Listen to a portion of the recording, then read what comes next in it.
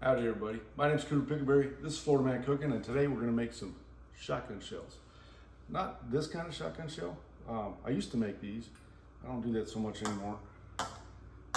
Now we're going to make this kind. These tend to blow up if you try to cook them. These do not. These are delicious. It's one of my favorite tailgate foods. It's football season, it's starting now. We're going to do a few episodes here on football tailgate food. Stuff that everybody likes to eat while they're screaming at each other watching a good football game. This one is just a big piece of dried pasta. We're going to shove a bunch of stuff into it, wrap it in bacon, cover it in a little bit of Cooter's Magic pig dust, and then smoke it on the Weber Kettle grill. And what you end up with is a delicious bite. We're going to cut them up in, I don't know, half or third probably, and that way more people get to eat them. These things are great. Take a little bit of time. It's not really a recipe because you can change what we put in them. You can do whatever sausage you want. You can do whatever cheese you want. You can do more cheese than meat. You can do more meat than cheese. Whatever you want to do, it's all good. In this case, we're going to use some sweet Italian. I prefer hot, but some people find hot Italian to be too hot, so we're not going to do that because I want people to be able to eat it. So it's going to be sweet Italian cheese, some hamburger meat, and a little bit of pepper, a little bit of sweet onion, and wrapped in bacon.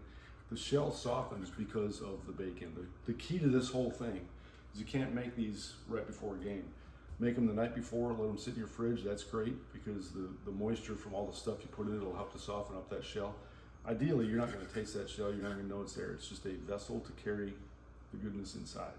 So minimum 4 hours rest time. I think it's even better if you go overnight or 6 or 7.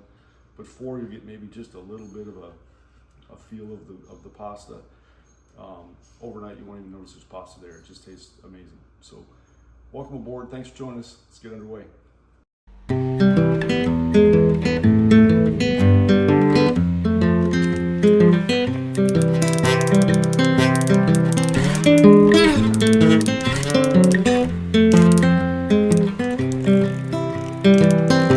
I've been thinking about myself today, thinking how have I changed,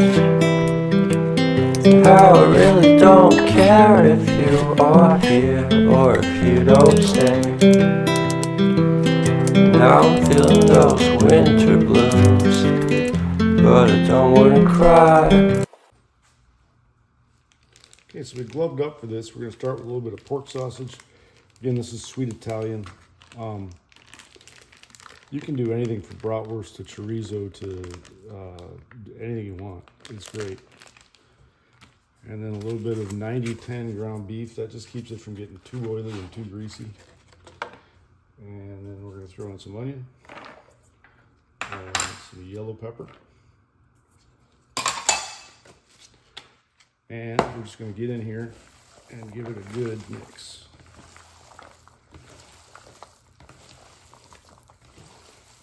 So the next thing we're going to do after we get this meat together is throw a little bit of cheese in it. We're going to use Monterey Jack today. That's because that's what's in the fridge. And not too much because my wife doesn't like cheese as much as I do. So consequently, we're going to use a little less cheese because that's how it works when you're married. Just going to grind up a little cheese here. The pre-shredded stuff works. It just doesn't melt as good. They cover it in some kind of starch. I don't know if it's rice or potato or whatever. It's an edible starch to keep it from clumping up in the bag. And when they do that, it just makes it a little bit harder to melt. Not that this is going to have a really hard time, but I'm just more of a fan of shredding it myself. So I got the box grater out. Stick a little thing of cheese on it. A little forearm workout.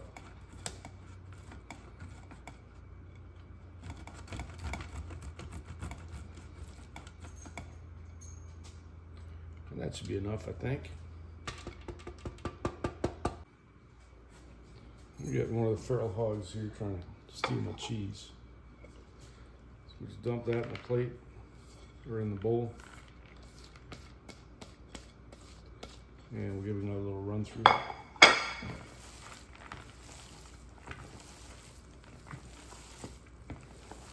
cheese flying everywhere.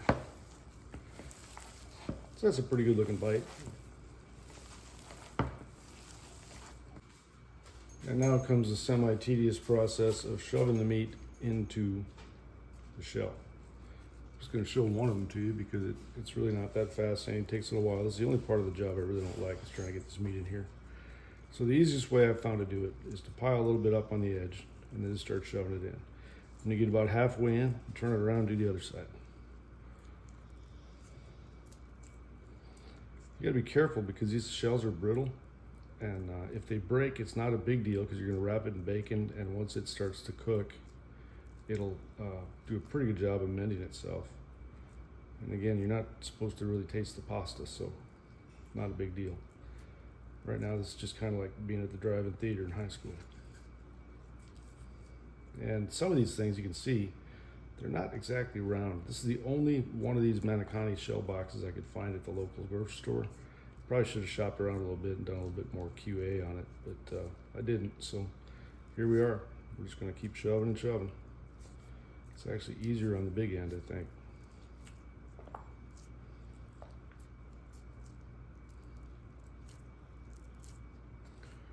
What happens with this shell, as all this moisture from the meat and from the cheese and from the bacon that's eventually going to wrap it sits in the fridge, it'll soften the shell up real nice for you.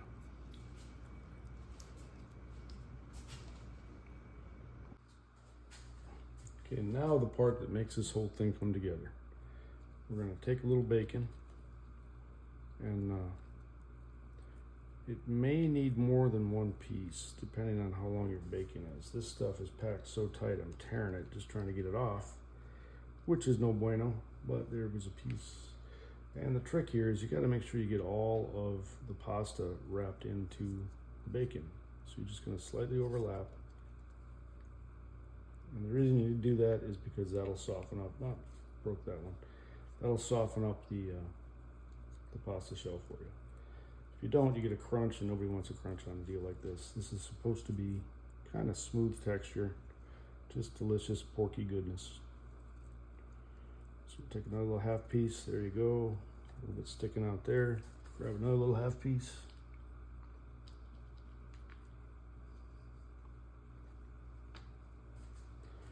Kind of wish I would have gone with a different bacon. There you go. We're gonna put these on this rack. This rack is gonna go right on the grill, and easier to transport that way. So we'll just wrap these up and sprinkle some seasoning over the top, and we are done. It's gonna sit in the fridge for 4 hours, and when that's over, we're gonna smoke them. All right, so we're just finishing putting on some Cooter's Magic Pig Dust. Just a really good homemade rub for pork. A lot of sugars, spices in there. It's really good stuff. And now we're done. So this is gonna go in the fridge for 4 hours. After the 4 hours, we're gonna smoke it low and slow, about 250 degrees for about an hour to an hour and a half until we get up to the right temperature. And then we're gonna eat them. So we'll come back, see you in a little bit.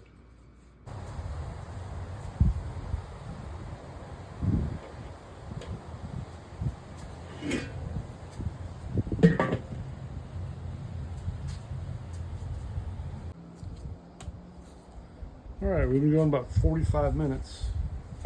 Oh, they look amazing. At about, something around 225, 250 degrees. Slower cook allows that shell to get even softer. The minimum internal temp we need for ground pork, which is what the sausage is 160 degrees. So we're a little bit short right now. We're around 143, 145. So we're just going to put it back on and keep going.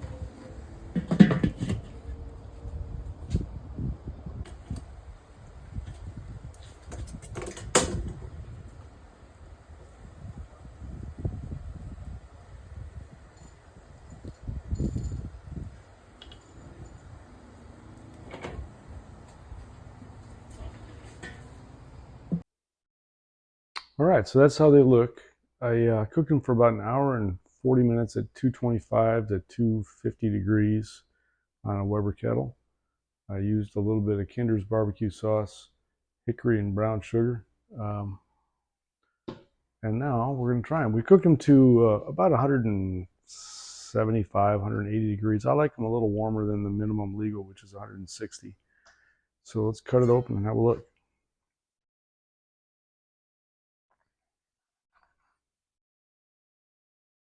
Well, that obviously didn't work out too good.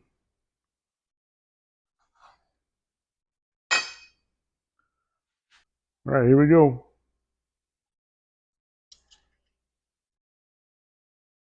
Oh,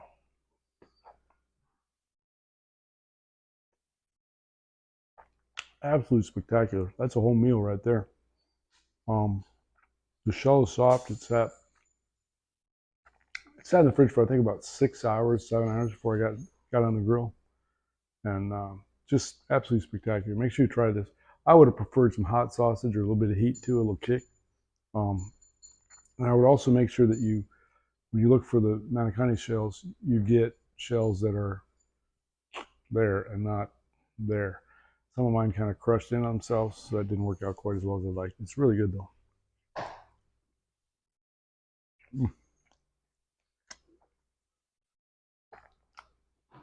Man, God bless you. Come see us again. Thanks.